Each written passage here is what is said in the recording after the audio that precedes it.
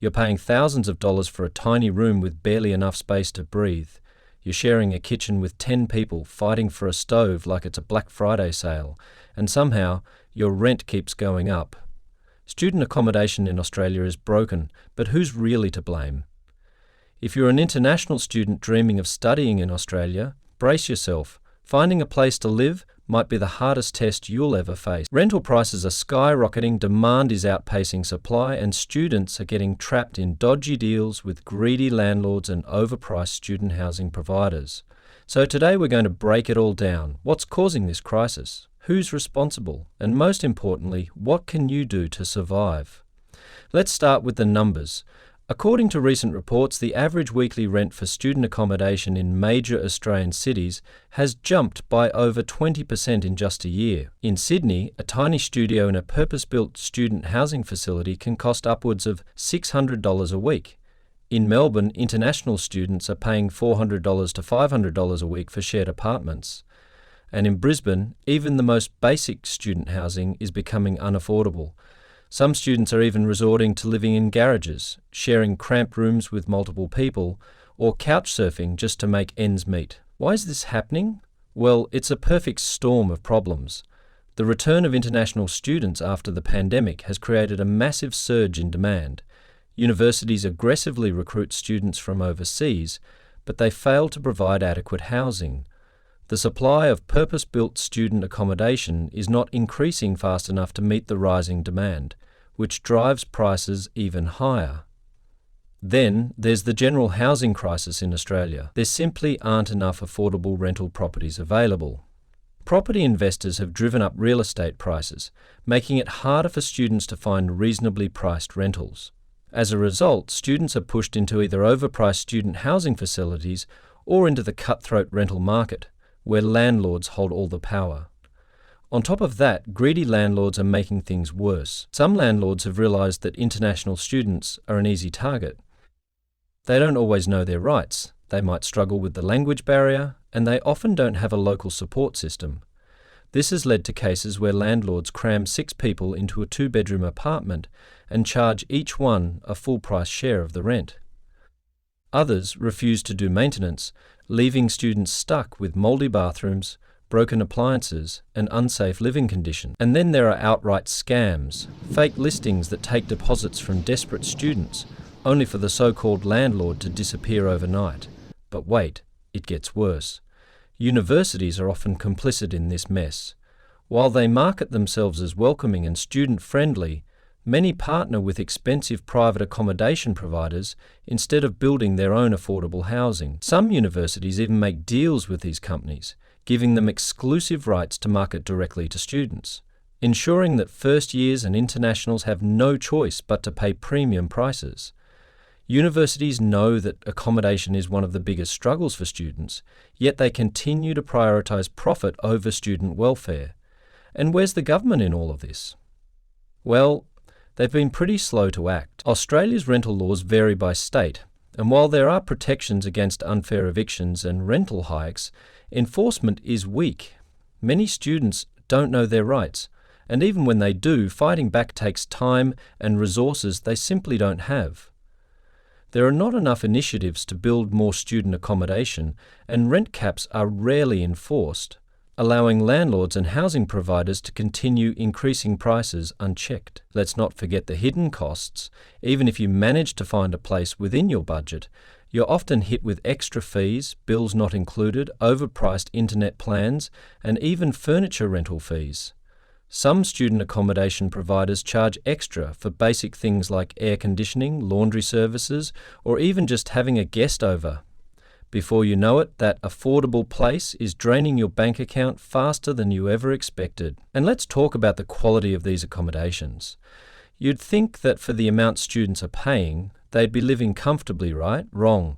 Many student housing facilities cut corners, tiny rooms with barely any ventilation, thin walls where you can hear everything your neighbour is doing, and shared spaces that are never properly cleaned.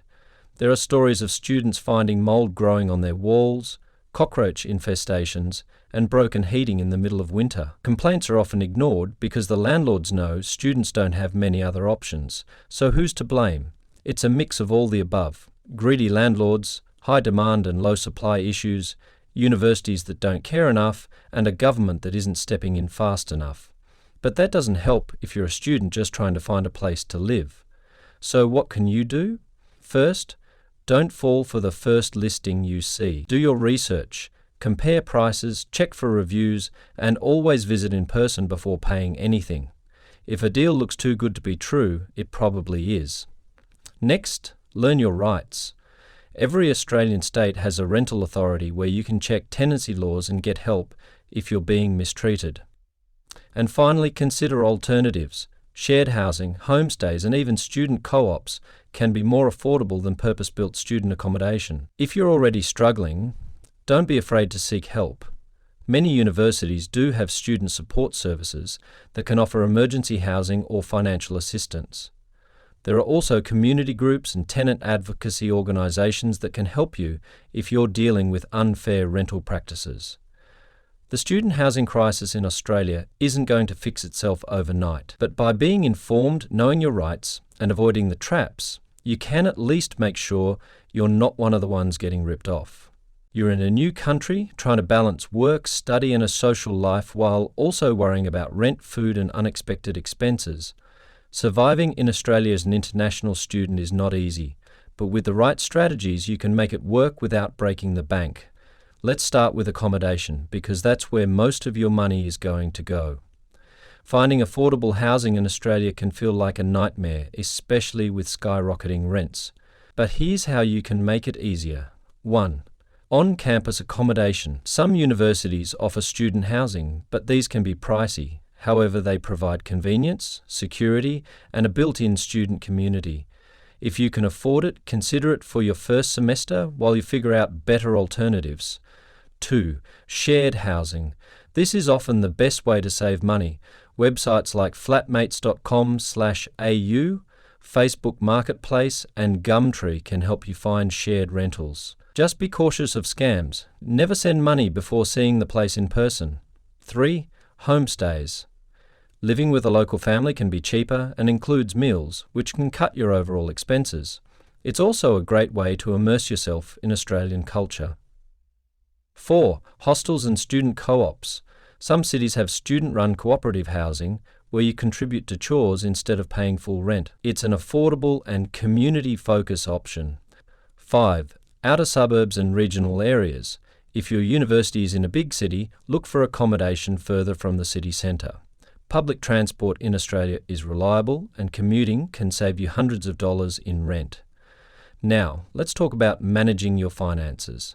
Here's how you can make your money stretch. Use apps like Pocket Guard or Money Brilliant to track your spending. Set limits for rent, groceries, transport, and entertainment. Find cheap food options. Buy groceries from Aldi or local markets instead of big-name supermarkets. Meal prepping can save you from spending on expensive takeout. Use student discounts. Many places offer discounts for students, from public transport to entertainment. Always ask if there's a student rate available.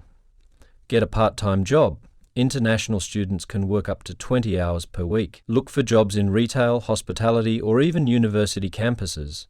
Websites like Seek, Jora, and Indeed list part-time opportunities. Second-hand shopping?